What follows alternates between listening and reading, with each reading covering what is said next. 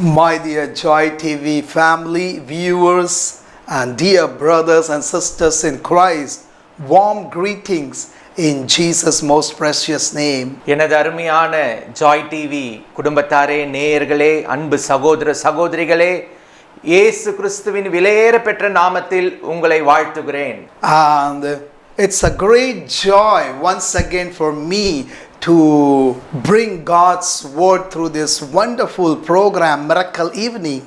எனக்கு மிகுந்த சந்தோஷம் உங்களை இந்த நிகழ்ச்சி அற்புத மாலை என்ற இந்த நிகழ்ச்சியின் மூலமாக உங்களை நான் பார்ப்பதிலே, உங்களோடு தொடர்பு கொள்வதிலே மகிழ்ச்சி அடைகிறேன். As we have entered in the new year 2025, இந்த 2025 ஆண்டு என்ற ஒரு புது ஆண்டுக்குள்ளாக நாம் நுழைவதிலே மிகுந்த மகிழ்ச்சி அடைகிறோம். What a wonderful God we have that He led us 2024, and now we are in the very first month of this year 2025. நம் தேவன் எத்தனை மகத்தானவர், எத்தனை பெரியவர். இந்த புது ஆண்டிலே முதல் மாதத்திலே நம்மை நடத்த வல்லவராய், இம்மட்டும் காத்தவராய் நம் மத்தியிலே இருக்கிறார். And as we start this year, the Lord has a promise, a prophetic message for each one of us. இந்த ஆண்டை துவங்குகிற வேளையிலே கர்த்தர் நம் ஒவ்வொருவருக்கும் ஒரு வாக்குத்தத்தத்தை நமக்கு கொடுக்க இருக்கிறார். And as a family, when we were waiting upon the Lord to bring out the promise message, the Lord spoke and He gave to us. குடும்பமாக சேர்ந்து ஆண்டவருடைய பாதத்திலே வாக்குத்தத்த செய்திக்காக காத்திருந்த வேளையிலே கர்த்தர் ஒரு நல்ல வார்த்தையை உங்கள் மத்தியிலே பகிர்ந்து கொள்ளும்படியாக இந்த வேளையிலே நமக்கு உதவி செய்கிறார். Lord, give me that promise, prophetic message to release to your children, to your people, to the body of Christ. உம்முடைய அருமையான ஜனங்களுக்கு கர்த்தாவே, நீர் கொடுக்க இருக்கிற இந்த வாக்குத்தத்த செய்தியை நீர் வழங்க வேண்டும் என்று சொல்லி காத்திருந்த வேளையிலே, and the Lord gave. கர்த்தர் ஒரு அருமையான வார்த்தையை கொடுத்தார். And now it is being released to you, year of upgrade anointing. இப்பொழுது அந்த வார்த்தையை உங்களுக்காக கர்த்தர் இந்த வேளையிலே வழங்குகிறார். மேம்படுத்தப்பட்ட அபிஷேகத்தின் ஆண்டு. Year of upgrade anointing. மேம்படுத்தப்பட்ட அபிஷேகத்தின் ஆண்டாக இது இருக்கும். In this 2025, the Lord wants us to upgrade our anointing. இந்த 2025 ஆண்டிலே கர்த்தர் நம்முடைய அபிஷேகத்தை மேம்படுத்த விரும்புகிறார். And we are going to see from the word of God. இதை நாம் கர்த்தருடைய வேதத்திலிருந்து, வார்த்தையிலிருந்து நாம் புரிந்து கொள்ள போகிறோம். Psalms 132 verse 17. சங்கீதம் 132 அதிகாரம் 17வது வாக்கியம். Therefore I will make the horn of David grow. I will prepare a lamb for my anointed. அங்கே தாவீதுக்காக ஒரு கொம்பை முளைக்க பண்ணுவேன், நான் அபிஷேகம் பண்ணுவித்தவனுக்காக ஒரு விளக்கை ஆயத்தம் பண்ணினேன். The Lord is telling, I will increase the anointing of David. கர்த்தர் சொல்லுகிறார், நான் அபிஷேகத்தை மேம்படுத்துவேன், தாவீதின் அபிஷேகத்தை. Same way the Lord is speaking to all of us. He wants us to upgrade. I want to use that technical word, the term upgrade. இதே வண்ணமாக நம் ஒவ்வொருவருக்கும் கர்த்தர் இந்த வேளையில மேம்படுத்துகிற ஒரு அனுபவத்தை, அபிஷேகத்தில் மேம்படுத்துதல் என்கிற நோக்கத்திலே நமக்கு உதவி செய்கிறார். And we are very much familiar with this word upgrade. நம் அனைவருக்கும் இந்த வார்த்தை நன்றாக புரியும். மேம்படுத்தப்படுதல் என்றால் என்ன என்று. Upgrade your system, upgrade your phone, and in every area we use that word. We need to upgrade, we need to be upgraded. நாம் பயன்படுத்துகிற ஒவ்வொரு பொருட்களிலும் கைபேசியிலும் இல்ல மற்ற காரியங்களிலும் நாம் அடுத்த காரியத்திற்கு அடுத்த மேம்பாட்டு ஒரு தொழில்நுட்பத்திற்கு நாம் காத்திருப்பது போல same way the Lord wants us to increase our anointing. We cannot be content with the anointing what we had in 2024. அதே வண்ணமாக நம்முடைய அபிஷேகத்தையும் கர்த்தர் மேம்படுத்த விரும்புகிறார். நாம் பெற்றிருந்த பெற்றிருக்கிற அபிஷேகம் போதாது. இதை காட்டிலும் ஒரு உயர்ந்த நிலைக்கு அபிஷேகத்தின் உயர்ந்த நிலைக்கு கர்த்தர் நம்மை அழைக்கிறார். And when our anointing is upgraded, we will see God doing phenomenal work through us. அபிஷேகம் உயர்த்தப்படும் போது மேம்படுத்தப்படும் போது கர்த்தர் நம் வாழ்க்கையில ஏராளமான எண்ணி முடியாத அற்புதங்களையும் அதிசயங்களையும் செய்கிறவராய் இருக்கிறார். When we are full of the Holy Spirit, நாம் பரிசுத்த ஆவியின் அபிஷேகத்தினாலே நிறைந்தவர்களாகும்போது when the Holy Spirit is dwelling inside of us, பரிசுத்த ஆவியானவர் நமக்குள்ளே வாசம் பண்ணும்போது automatic the power of God also will be inside of us. கர்த்தருடைய வல்லமையானது தானாகவே நமக்குள்ளே செயல்படக்கூடியதாய் இருக்கிறது. Because that Holy Spirit will help us to increase the power. Anointing is nothing but the power of Almighty God.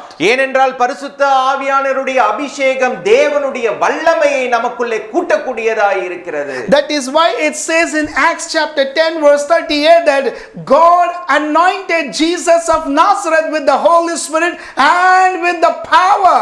ஆகவே தான் அப்போஸ்தலர் 10வது அதிகாரத்தில் சொல்லப்பட்டிருக்கிறது, பரிசுத்த ஆவியானவர் இயேசு கிறிஸ்துவை அவருக்குள்ளாக செயல்பட்டதினாலே அவர் நிச்சயமாக பல வல்லமையான காரியங்களை செய்தார் என்று சொல்லி. And Jesus was anointed with the Holy Spirit and with the power of God, and he went on doing mighty extraordinary things for the kingdom of God. இயேசுவானவர் பரிசுத்த ஆவியின் வல்லமையினாலே நிரப்பப்பட்டதினாலே அபிஷேகத்தில் நிறைந்தவராய் இருந்ததினாலே அநேக அற்புதங்களையும் அடையாளங்களையும் செய்யக்கூடிய மகா பெரிய வல்லமை உள்ள தேவனாய் விளங்கினார். And also if you read in Acts chapter 2 verse 41, Peter was anointed by God. His anointing increased, and if you read, he preached one single sermon, but more than 3,000 people were saved at a single message. அப்போஸ்தலர் 2வது அதிகாரம் 41வது வசனத்திலே வாசிப்போம் என்று சொன்னால், பேதுரு எப்படி பரிசுத்த ஆவியினாலே நிறைந்தவராய் ஒரே ஒரு பிரசங்கத்தின் மூலமாக ஏராளமான ஏறக்குறைய 3000 பேரை அவர் சந்திக்கக்கூடிய ஒரு நபராய் இருந்தார். The anointing was upgraded in him. அவருக்குள்ள இருந்த அபிஷேகத்தின் மேன்மை மேம்படுத்துகிறதாய் இருந்தது. The anointing increased in him. அபிஷேகம் அவருக்குள்ளே வளர்ந்தது. And that power of God, with that power of God he was preaching, and in one sermon, just in one sermon, imagine 3,000 souls were saved. That means something was working through Peter. தேவனுடைய அபிஷேகம் வல்லமை பேதுருக்குள்ளே இருந்ததினாலே நினைத்து பாருங்கள், ஒரே ஒரு பிரசங்கத்தின் மூலமாக ஏறக்குறைய 3000 பேரை அவர் தேவனிடத்திலே திருப்புகிறவராய் தேவனிடத்திலே அவர் சேர்க்கிறவராய் இருந்தார். And same in Acts chapter 5 verse 15, his anointing was growing more powerful, and even people brought sick people, they were just saying the shadow of Peter is more than enough for these people to get their healing. அப்போஸ்தலர் 5வது அதிகாரம் 15வது வசனத்திலே சொல்லப்பட்டிருக்கிறது, பேதுருக்குள்ள இருந்த அபிஷேகத்தின் மேன்மை அவர்களுக்கு தெரிந்ததினாலே அவனுடைய நிழலாகிலும் அவர்கள் மேல் விழ வேண்டும் என்று சொல்லி அநேக பிணியாளிகளை அவரிடத்திலே கொண்டு வந்ததை நாம் பார்க்கிறோம். They didn't expect Peter to lay hand, even his shadow. Then imagine what level of anointing he was carrying, what the power of God was inside Peter. People were just saying only his shadow is enough to receive the healing for the sick people. பேதுருவுடைய நிழலாகிலும் சிலர் மேல் படும்படிக்கு அவர்களை வெளியில வீதியில கொண்டு வந்து வைத்தார்கள். இந்த பிணியாளிகள் எப்படியாவது சொஸ்தமாவார்கள், அவனுடைய நிழல் பட்டாவது. ஏனென்று சொன்னால் அவனுக்குள்ளாக இருந்த அபிஷேகத்தின் மேன்மை, கர்த்தருடைய வல்லமை செயல்பட்டதை நாம் பார்க்கிறோம். We have to make this decision in this year 2025. நாம் இந்த 2025 ஆண்டிலே ஒரு மகா பெரிய தீர்மானத்தை நாம் செய்ய வேண்டும்.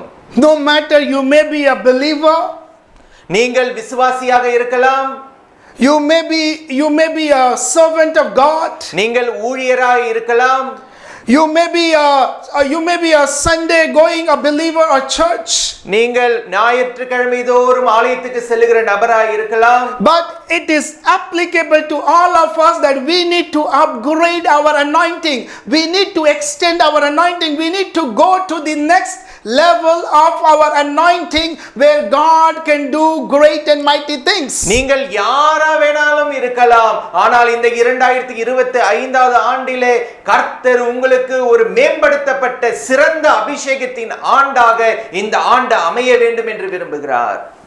Then only we will see a mighty move of God in this year 2025. இந்த அபிஷேகத்தின் மேன்மை இந்த 2025 ஆண்டிலே மகா பெரிய காரியங்களை உங்கள் வாழ்க்கையிலே கொண்டு வரும். Because without anointing we cannot do anything. அபிஷேகம் இல்லாமல் நம்மால ஒன்றும் செய்ய இயலாது. David was the youngest king of Israel. Prophet Samuel anointed him. He poured that oil of jar, and the anointing, the Spirit of the Lord came and he was anointed, and his anointing did great and mighty things. இஸ்ரவேலின் ராஜாக்களிலே மிகவும் சிறியவனாக மிகுந்த இள வயதிலே ராஜாவாக்கப்பட்ட தாவீது, அவன் சாமுவேலினுடைய கொம்பிலிருந்து அபிஷேகம் பண்ணப்பட்ட அந்த தைலத்தினால நிறைந்தவனாய், அபிஷேகம் நிறைந்தவனாய் காணப்பட்டான். You may be an anointed pastor. நீங்கள் அபிஷேகம் பெற்ற ஊழியராய் இருக்கலாம். You may be anointed prophet. நீங்கள் அபிஷேகம் பண்ணப்பட்ட தீர்க்கதரிசியாய் இருக்கலாம். You may be anointed teacher. நீங்கள் அபிஷேகம் பண்ணப்பட்ட போதகராய் இருக்கலாம். You may be anointed evangelist. நீங்கள் அபிஷேகம் பண்ணப்பட்ட சுவிசேஷகராய் You may இருக்கலாம். be an anointed great apostle. நீங்கள் அபிஷேகம் பண்ணப்பட்ட பெரிய அப்போஸ்தலராய் இருக்கலாம். Or even a prayer warrior, a believer or whatever. நீங்கள் பெரிய ஜெப போராட்ட வீரராக கூட இருக்கலாம். This year we need to upgrade our anointing. இந்த ஆண்டு உங்கள் அபிஷேகத்தை நீங்கள் கண்டிப்பாக கூட்ட வேண்டும். Not only this year, every year, every time, the time we are living, we have to increase our anointing, and the anointing only can break every power of the darkness which are operating in the spiritual realm. இந்த ஆண்டு மாத்திரமல்ல, நாம் வாழ்கிற எல்லா நாட்களிலும் அபிஷேகம் நமக்கு மிகுந்த அவசியமாய் இருக்கிறது. இதை நாம் சிறந்த முறையிலே கூட்ட பிரயாசப்பட வேண்டும். ஏனென்று சொன்னால் அபிஷேகம் தான் இருளின் காரியங்களை முடக்கும், முறியடிக்கும். Prioritizing the importance of being in the presence of God. கர்த்தருடைய சமூகத்திலே செலவிடுவதை நாம் முதன்மையாக எண்ண வேண்டும். Seeking his face day and night. தேவனுடைய முகத்தை இரவும் பகலும் பார்க்க ஆவலாய் இருக்க வேண்டும். And he will supply wisdom, strength, and he will give guide. He will guide us so that our anointing will grow. அப்பொழுது தேவன் நமக்கு ஞானத்தையும் அவருடைய வரங்களையும் வல்லமைகளையும் கொடுத்து அபிஷேகத்திலே வளர செய்வார். And also let me give you some glimpses from the Old Testament. நான் இப்பொழுது உங்களுக்கு பழைய ஏற்பாட்டின் புத்தகத்திலே சில வாக்கியங்களை உங்களுக்கு நான் இப்பொழுது சொல்லுகிறேன். Great man of God, prophet Elijah, he performed 8 miracles. தேவனுடைய மனுஷன் எலியா 8 அற்புதங்களை செய்தார். But when he anointed Elisha with the double portion of the anointing, who was his successor, he performed 16 miracles. எலியாவுக்கு பிற்பாடு வந்த எலிசாவின் மேல் இருந்த அபிஷேகம் அதிகமாக காணப்பட்டதினாலே எலியாவை விட அதிகமான அற்புதங்கள், ஏறத்தாழ 16 அற்புதங்களை அவர் செய்தார். And these miracles of 8 miracles of Elijah you can read in 1st King, and 16 miracles of Elisha you can read in 2nd Kings. முதலாவது ராஜாக்களில் எலியா செய்த 8 அற்புதங்களையும், இரண்டாவது ராஜாக்களினுடைய புத்தகத்திலே எலிசாவினுடைய 16 அற்புதங்களையும் நாம் வாசிக்க முடியும். He performed double. எலிசா 2 மடங்கு அற்புதங்களை செய்தார். 8 into 2 16. 8 into 2 16 அற்புதங்கள். He had the double portion of the anointing. His anointing was upgraded. He had a very close relation with God. எலிசாவுக்கு இரட்டத்தனையான அபிஷேகம், 2 மடங்கு அபிஷேகம், இரட்டத்தனையாக தேவனிடத்திலே அவன் உறவாடினதை நாம் பார்க்கிறோம். And also we read in 2 Kings chapter 13 verse 20 and 21. 2 ராஜாக்கள் 13வது அதிகாரம் 20வது 21வது வசனம்.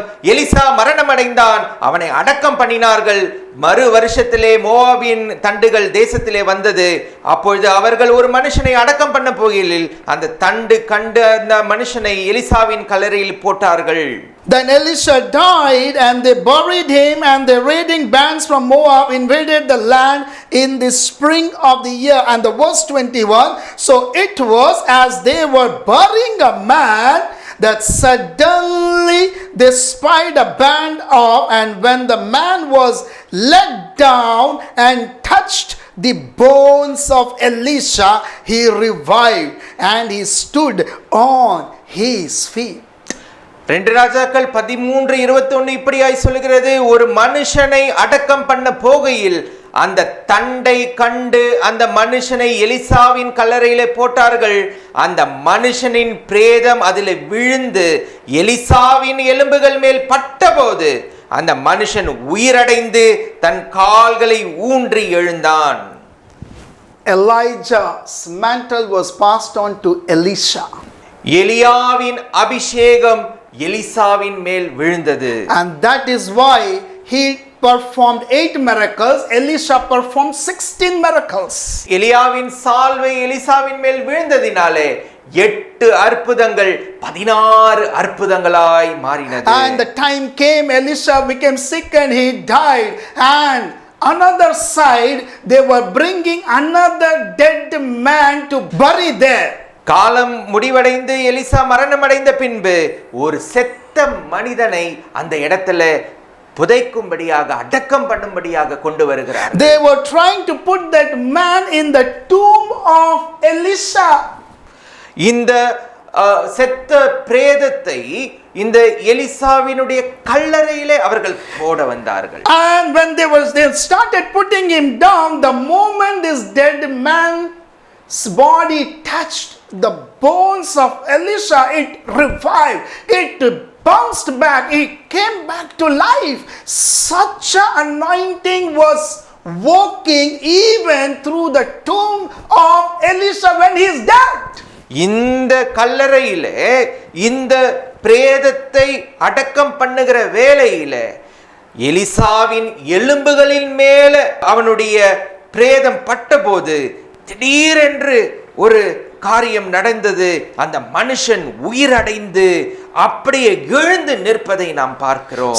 Such an anointing God is expecting from us. இந்த மாதிரியான அபிஷேகத்தை கர்த்தர் நம்மிடத்தில் எதிர்பார்க்கிறார். Elisha died. எலிசா இறந்து போனார். But even through his tomb, that power of God went to another dead man, and the moment that touched the bones, it came back to life. கர்த்தருடைய அபிஷேகமும் வல்லமையும் எலிசாவின் கல்லறையில இருந்தபடியினாலே செத்த பிரேதங்கள் அந்த இடத்துல பட்டவுடனே உயிரடைவதை நாம் பார்க்கிறோம்.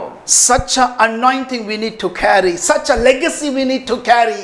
இந்த மாதிரியான அபிஷேகம் நம் ஒவ்வொருவருக்கும் தேவைப்படுகிறது. We need to make that firm decision that this year I am going to increase my level of anointing. இந்த ஆண்டு ஒரு உறுதியான முடிவு நமக்கு தேவைப்படுகிறது. எப்படி ஆகிலும் என்னுடைய அபிஷேகத்தை நான் கூட்டுவேன், அதிகரிப்பேன் என்று சொல்லி I am going to spend quality time in the presence of God. நான் தேவனுடைய சமூகத்திலே என்னுடைய நேரங்களை நான் செலவிடுவேன் என்றதான ஒரு தீர்மானத்தை எடுக்க I வேண்டும். will talk to God. நான் கர்த்தரிடத்திலே பேசுவேன். I will speak to God. நான் கர்த்தரிடத்திலே முகமுகமாய் I பேசுவேன். will be sitting in the presence of God. நான் தேவ பிரசன்னத்திலே உட்காருவேன் என்று சொல்லி தீர்மானம் செய்ய வேண்டும். And as God told to David in Psalms 132 verse 17, increasing anointing upon David. That means already he was anointed, but God told, I will increase more. சங்கீதம் 132:17 சொல்லப்படுகிறது, தாவீதின் மேல் மிகுந்த அபிஷேகத்தை இன்னும் அதிகரிப்பேன் என்று சொல்லுகிறதான வாக்கியத்தை நாம் பார்க்கிறோம். I like that. Horn of David will grow. நான் இந்த வார்த்தையை எனக்கு மிகவும் பிடித்திருக்கிறது. தாவீதினுடைய கொம்பை முளைக்க பண்ணுவேன் என்று சொல்லி. Make that your prayer.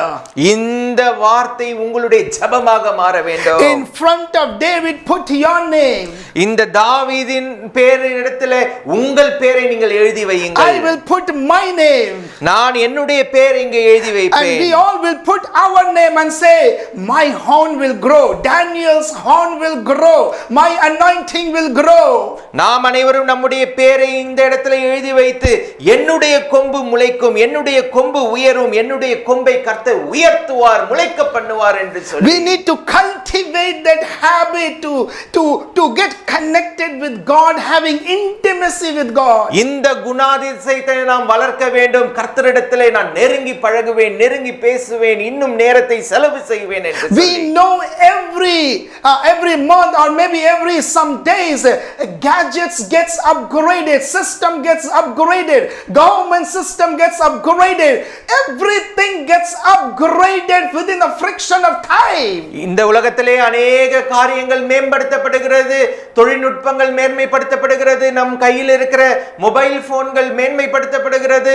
இப்படி अनेक காரியங்கள் அடுத்த நிலையை நோக்கி செல்லுகிற வேளையிலே நாம் சற்று யோசிக்க வேண்டும். And if we are not up to date, if we are not upgraded, they will say you are outdated, you are not aware of it, you need to upgrade. நாம் முன்னேறாவிட்டால் பின்தங்கி விடுவோம். Then what about our anointing? அப்பொழுது அபிஷேகத்திலே நாம சற்று யோசிக்க வேண்டாமா? We are willing to upgrade everything. We want to be up to date with all the latest information or technology or anything. But what about upgrading, increasing our anointing? எல்லாவற்றிலும் மேம்படுத்தப்படுகிறதை நாம் எதிர்பார்க்கிற நாம் தொழில்நுட்பத்திலையும் சரி, மற்ற தொலைத்தொடர்பு துறையிலும் சரி, மற்ற நாம் பயன்படுத்துகிற எல்லா பயன்பாட்டிலும் சிறந்ததை நாம அடுத்த முறைக்கு நாம மேல் நோக்கி போகும்போது அபிஷேகத்திலே மாத்திரம் நாம் பின்தங்கலாமா? நாம் அபிஷேகத்திலே மேம்படுத்தப்பட வேண்டும். But sorry to say, we are always carried by the old anointing. We are not upgrading. We are outdated.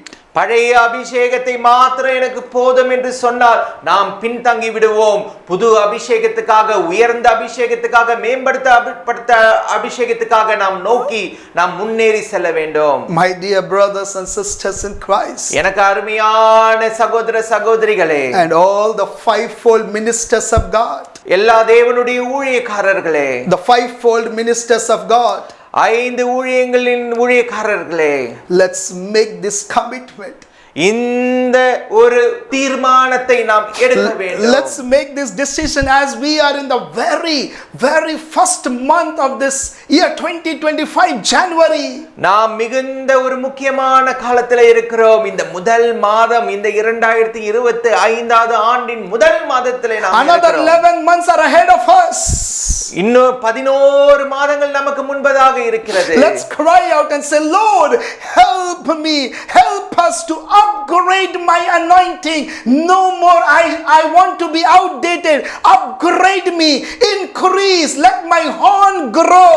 நாம் தேவனை நோக்கி முறையிடலாமா? கர்த்தாவே, எனக்கு இந்த அபிஷேகம் போதாது, இன்னும் எனக்கு அபிஷேகம் வேண்டும், இன்னும் என்னுடைய அபிஷேகத்தை நீர் கூட்ட வேண்டும், என்னை நீர் மேம்படுத்த வேண்டும் என்று சொல்லி, so that your kingdom will be built.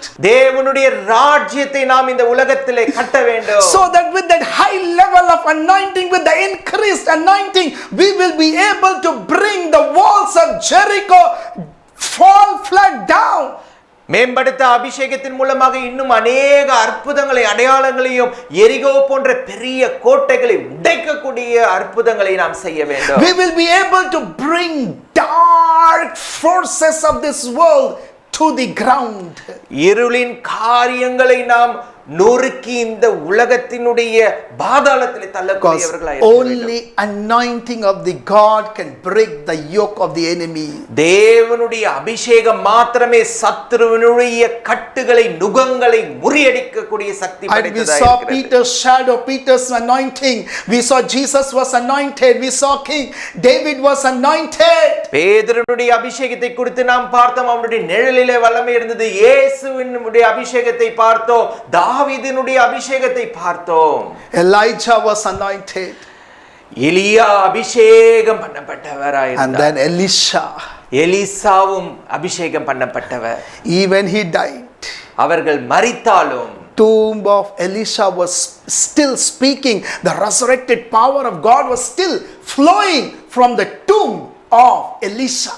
எலிசாவின் கல்லறையிலே உயிர்த்தெழுந்த வல்லமையின் அபிஷேகம் வெளிப்பட்டது என்பதை பார்க்கிறோம். They brought the dead man to bury, but they didn't know by the time he touches his bones he will come back to life. ஒரு செத்த பிரேதத்தை அடக்கம் பண்ண வந்த இடத்திலே யாரும் நினைத்து பார்க்க முடியாத அளவுக்கு அந்த பிரேதம் உயிரடைந்து நின்றது என்றது பார்க்கிறோம்.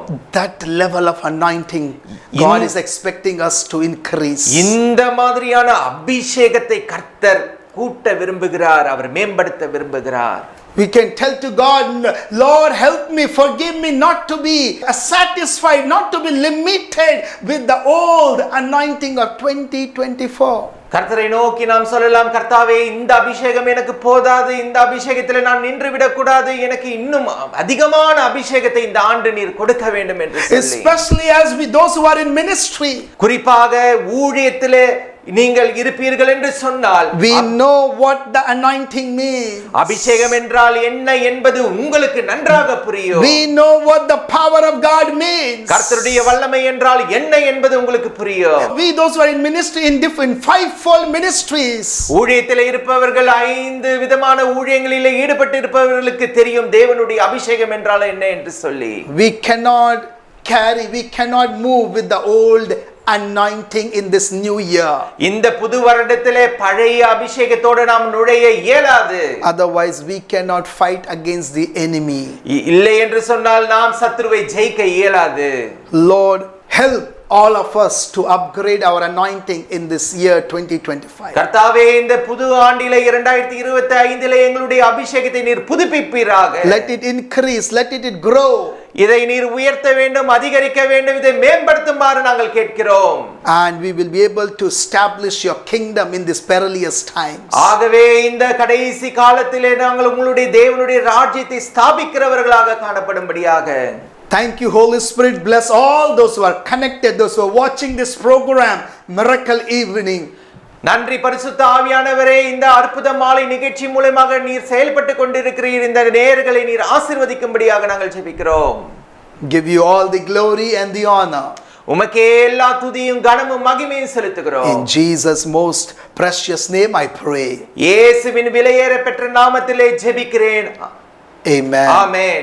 My dear brothers and sisters, எனது அருமையான சகோதர சகோதரிகளே, and I believe you have been blessed with this promise message of this year of upgrade anointing.